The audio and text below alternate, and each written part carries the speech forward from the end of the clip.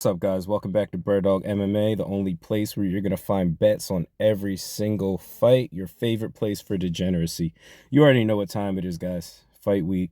And I've got a full card breakdown for you. Every fight, every angle, every sprinkle, we're diving in. Now, before we get into it, I got to plug the Patreon real quick. Come on now. Dog MMA on Patreon, $10 a month. That's it. First week is free. We're doing a sale right now. You could actually buy cards at a time for half off.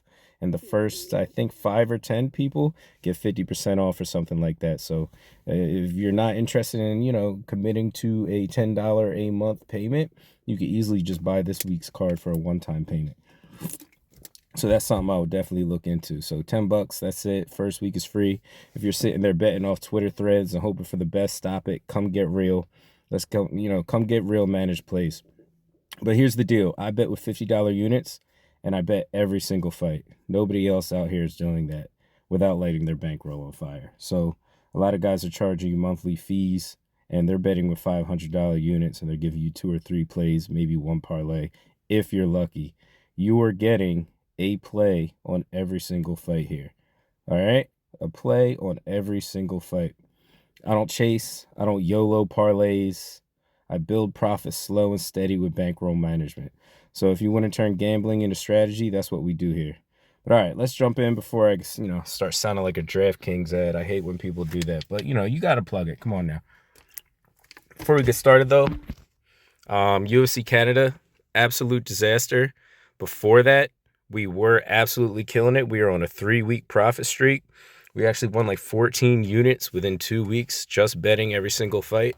So like I was, what I've been telling you, when we get hot, we get hot. So that was my performance as of 2 weeks ago on Saturday. We're not even going to talk about Canada. I'm never betting a Canada card again. I swear that country is cursed. I've never made profit on a Canadian card. All right, so before that, we were up 7 units. This is in one night. I really only bet UFC Thursday. That's my 5 units I made on Thursday Night Football, but that's just me. So this actually includes all of my bets, not even just MMA. So just on Saturday, we made 7 units on just betting UFC. We were 37% ROI. And as you can see, the record is 10-9, but that's what Dog MMA, that's what we do here. It's not always about the record. It's not always about the picks. My picks aren't the same as my bets. So I know Aspinall is going to win. We all know Aspinall is going to win. But the value is on gain. I'm betting gain this week. So, 10-9 record, but those 9 losses, a lot of them were small plays. What we like to do, we protect ourselves from bankroll management, but we also like betting every fight because we're degenerate, so we like having action on every single fight. So if we're not super confident, we're going to find a prop to play, $10 or something, which is what we were doing. So we made a lot of money on UFC Brazil. We made a lot of money on the pay-per-view before that. Here's some of my bets. We had Charles Oliveira. That was kind of free. Kind of knew that. Gamrot's too chinny. You could pause it if you want to take a look at it. I'll just let you look at that.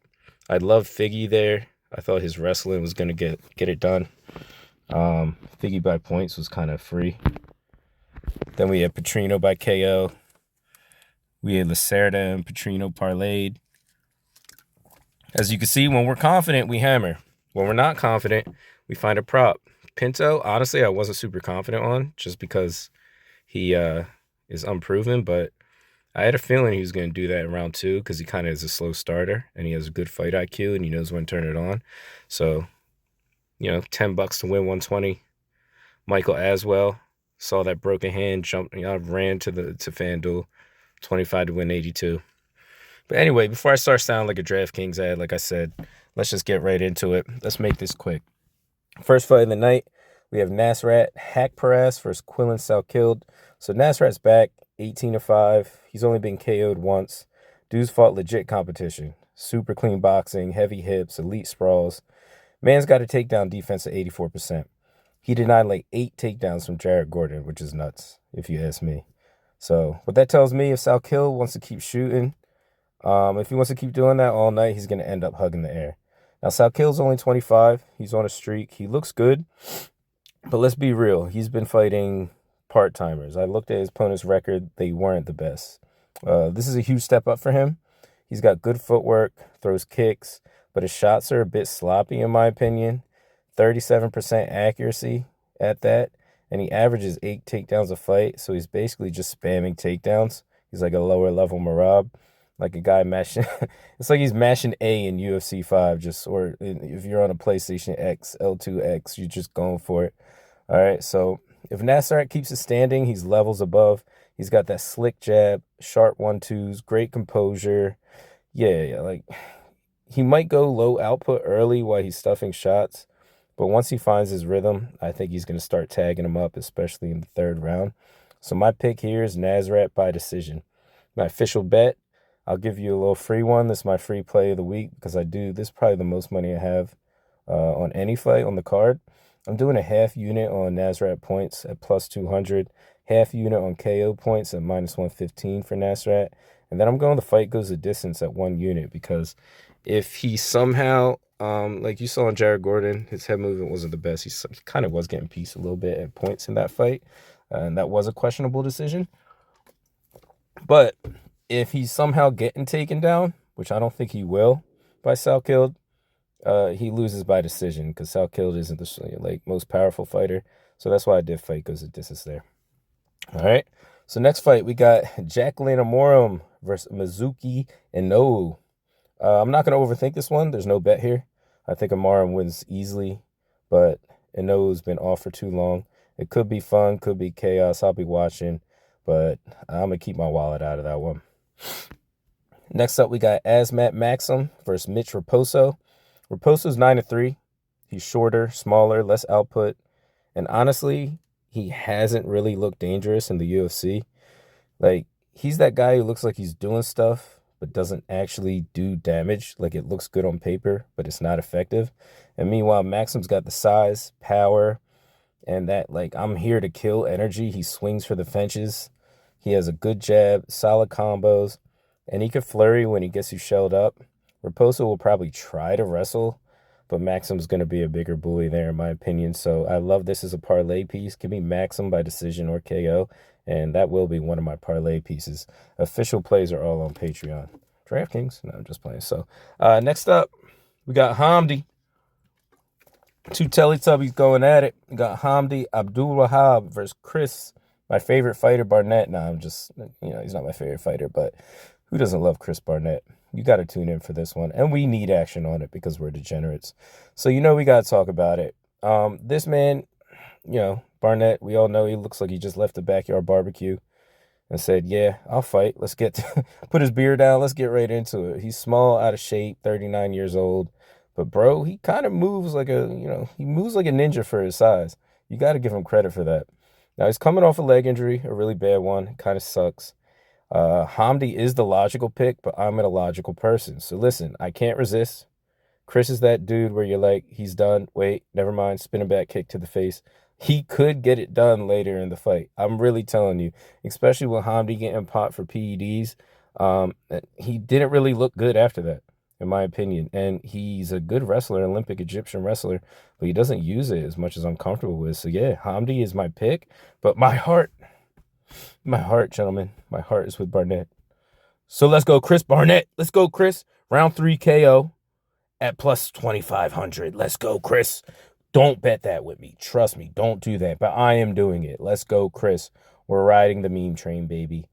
Next up, we got Walter Walker versus Louis Sutherland.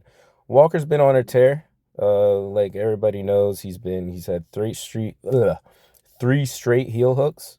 He's looking in a lot better shape. It looks like he finally fixed his cardio issue. He used to gas.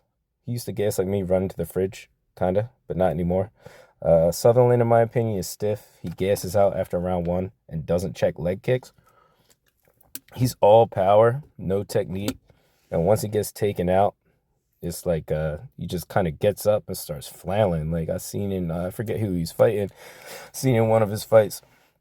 He got taken down for like a minute and a half and got up and started swinging for the fences and looked absolutely gassed in round 1. He also fought, I forget his name, on the regional scene, a 5'10" fighter who was spamming takedowns on him and was just working him. Dude was okay. He wasn't really that good, but he was spamming takedowns on him. And I think if you can't stop takedowns from a 5'10" fighter, I do not think that you're going to be able to stop takedowns from Walter Walker. I think Walker just mauls him.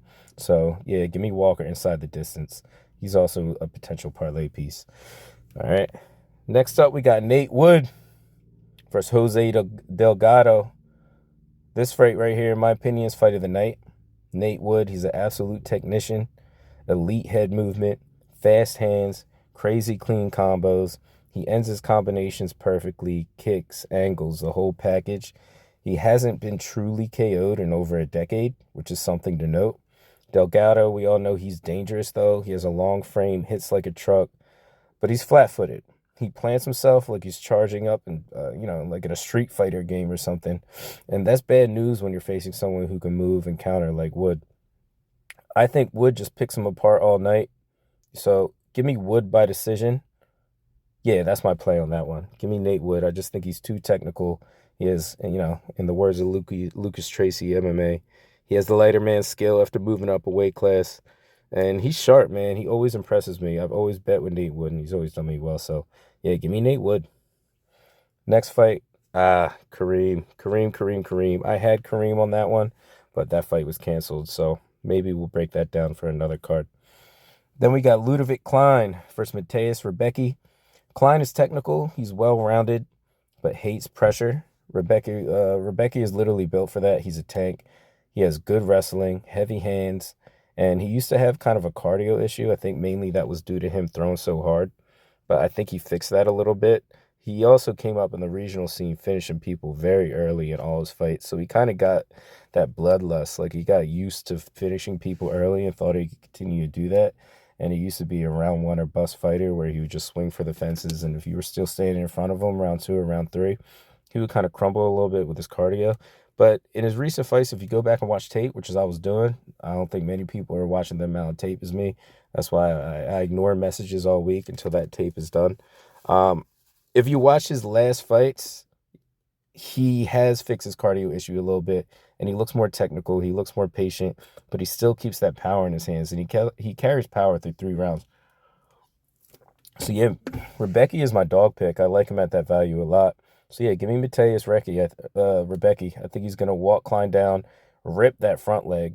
I saw him drop people with leg kicks, and I think he'll drown him in pace. You saw Klein when he fought Nate Landwehr. If you're just a dog and a bone and you just walk him down and put pressure on him, he can't play the kickboxing game.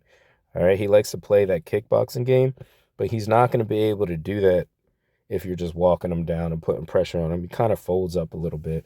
So, yeah, give me Rebecki, both southpaws, so those leg kicks will be there all night. So that's my play as a dog. Next up, this one was a little tough to read. Ikram Aliskerov versus Park, the Iron Turtle, Jun Young.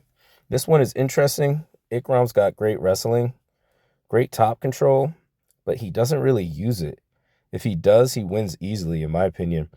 If he doesn't, Park can make this messy and play spoiler on Saturday. So Park's a dog. He has great chin, steady pressure.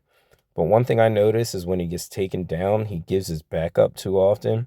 And Aliskerov is a 3 or 4 time Sambo champion, and he's a great wrestler. He has good jiu-jitsu, good submission games. If he could get your back or get behind you, you're not getting back up, and you might lock in a rear naked. So if Ikram gets on top, he's not letting Park up, in my opinion, even though Park is a good wrestler in his own right.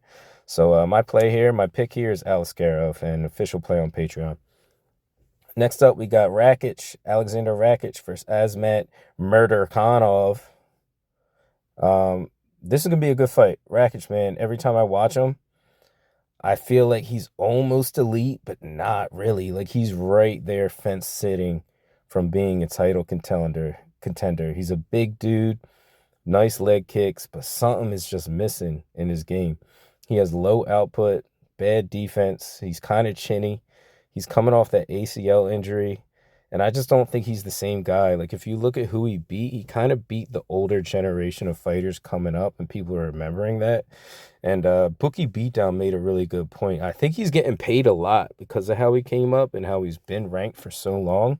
So they're going to continue to give him solid competition. Yeah, and I think that's a lot of the aura surrounding him. And Murzakanov, he's a killer. He's 15-0, 11 knockouts.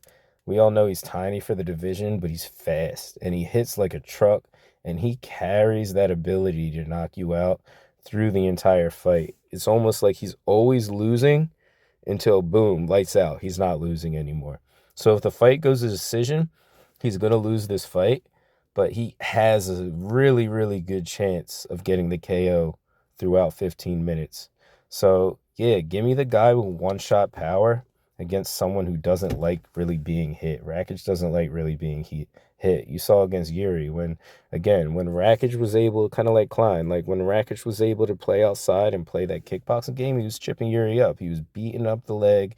He was 1-2ing him every time Yuri tried to enter the pocket, and then Yuri just did what Yuri always does, and he said, fuck it. He just went in there and put him out. And right when he started getting aggressive and putting hands on Rakić, Rakić was just on his back foot, trying to get away. He doesn't know what to do in the pocket when the fight gets aggressive. And Azmat's really, really light on the feet. He's really good at pulling you into those counters and throwing that overhand left, overhand right. Yeah, and he has crazy power, and he's really good at identifying what strikes work for him and then staying on that. So, yeah, give me the puncher. Give me Murzakanov by KO in this one. Next up, we got Alexander Volkov versus Jailton Almeida. Volkov's tall. He's a good striker, but can't wrestle to save his life. We've seen it. He got taken down 14 times by blades and could not get up. He kind of looks lost off his back. And then you got Jailton. He's a pure grappling demon. We all know he's kind of small for the weight class. He probably could move down to 205 if he really wanted to, but who wants to do that weight cut? And he looks really strong, especially when he gets on top. He's able to take you down. He has good wrestling and good jiu-jitsu, which I like. Usually guys who have really good jiu-jitsu, they're not really good wrestlers. So they're able to do well on the ground, but they struggle with getting it to the ground. And so once Jailton gets on top, it's like being stuck under a fridge. He's not letting you get up. You know, you saw what he did against Derek Lewis. Derek Lewis isn't necessarily a grappler, but he's usually strong enough to say, you know, jiu-jitsu doesn't work and just stand up. He wasn't able to do that. What was it, a 5-round fight for 5 rounds? So Jailton, I bet against him his entire career, waiting for a striker to be able to expose him on the feet because he doesn't really have much striking, even though it has improved. But I've been screwed every single time. I at this point gave up betting against the guy. Is it flashy? No, but he's strong. He's patient. Is it boring? Yes. He sticks to the game plan. I think this is takedown city, even though Volkov is really tall and it's going to be hard to take him down. But yeah, I think it's takedown city in population Volkov. So yeah, give me Jailton Almeida on this one. And the odds aren't terrible, so I think you could take the money line on that one. You could go Jailton decision, late KO, but he could finish him anyway, so I would really just go the money line. It's not necessarily one I'm confident enough to parlay it because Volkov is a really good striker, and if somehow he can use his height to deny the takedowns, it can make something happen. But I think it's a good straight play, you know, a little easy money flipper. So, yeah, give me Jailton Almeida. Next fight, we got Umar Nurmagomedov versus Mario Bautista. Listen, guys, Umar is elite. I get it. But come on, minus 700. Minus 700. Mario Bautista is a dog. He's a dog. Bro, he's built different. And no, I'm not saying I'm kidding. I'm dead serious. Dude used to roof houses, I'm pretty sure, all day, and they go train after. Have you ever roofed a house for 12 hours in the middle of summer and then go train? You know how exhausting that is? He has that Taino spirit. He's a dog. He's a grinder. He's got it in his DNA. He's smart. He has great footwork, great cardio, and denied 11 takedowns from Ricky Simone. Umar probably wins, but like I said, we read lines here and we find value. I think he wins, but I think Mario was live to steal a decision, and I get it. It's in Umar's backyard, but I don't like that line that gets repeated all the time. It's the same judges that are in Vegas.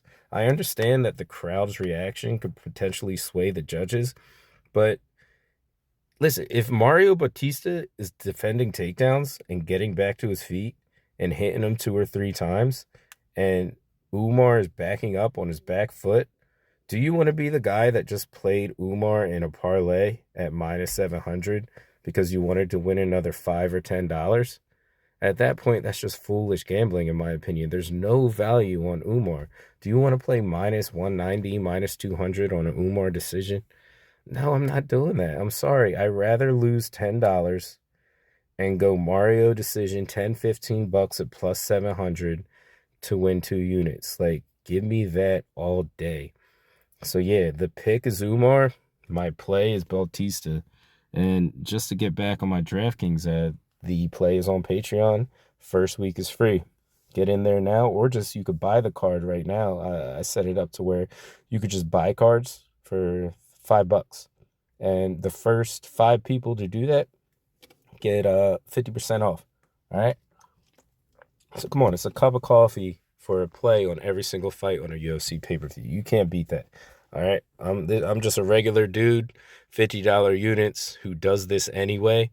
And why not, make some gas money trying to, put myself on Patreon. So even if you just use it as a tool, you could use it as a tool. If you're tuning into this channel, I already know you know MMA. I already know. You don't necessarily need my analysis. You just want a second opinion, right? You could pay the $10, $2.50 every card, and you could pick the plays you like. Maybe you might be like, yeah, I do like that as a parlay piece, and use it as that. So it's a good tool you could use in your back pocket, all right? But then next fight, we got Virna Jandiroba versus Mackenzie Dern. I'm sorry, guys. Maybe I'm old school. I just can't get into it. I didn't really tape this that much because I was trying to watch their last fight, and, it was sloppy. Both BJJ practitioners, and neither are really good wrestlers, and both are not good strikers at all. Like, it was just like, all right, let's just pick a side and keep it light. So Dern's fun, but she's still got BJJ and vibes, Jandiroba's improved striking. She has improved her footwork, her striking.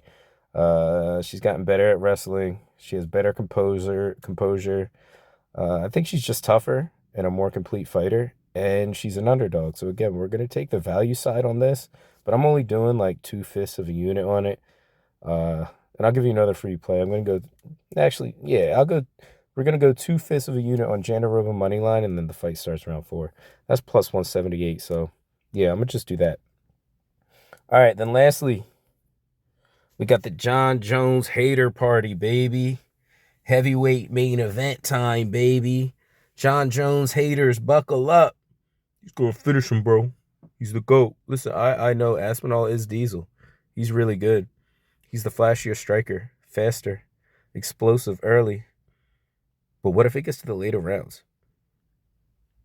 What if it's not over in 10 minutes? What happens there? It's not a coincidence that all of Tom Aspinall's losses come in fights that passed round 1, passed round 2. And that's where Gaines shines. He has good footwork. He's a really flashy long striker, and he's good at making reads and adjusting. We've seen it. Gaines calm. He reads you. Then he picks you apart. So I'm not touching the pre-fight line here. My play here is I'm going to live bet Gain, however you want to say it, after round 2. So if it looks like he's settling in and he's doing okay in the grappling exchanges, I'm jumping all over that. So take whatever you want from that. So that's my thing. And then I'll give you a little parlay here. I'm going Jailton Almeida. Nah, I'm not going Jailton Almeida money line. I'm going to go Maksum. That's my favorite parlay piece. And I am going to go with Mario Bautista and Umar Nurmagomedov fight to start round 3. That's my parlay. So thank you for tuning in. I hope you got something out of it. Like I said, we're betting this is the only place you're going to find a bet on every single fight. That's the card. Every fight, every read, every bet. That's what we're doing. If you're not already on Patreon, jump in. It's Birddog MMA on Patreon. Only $10. First week is free. You'll get my full bet slips, live plays, and everything I'm tracking throughout the week. I don't sell hype. I'm not that guy because this is a volatile sport. If somebody is trying to sell you fights and they're telling you something's a lock, yeah, don't listen to that guy. All right, so like, comment, oh, tell me who you got. I like hearing other people's opinions too. And let's make some money this weekend. Bird Dog MMA signing off. Let's cash, boys. Let's go.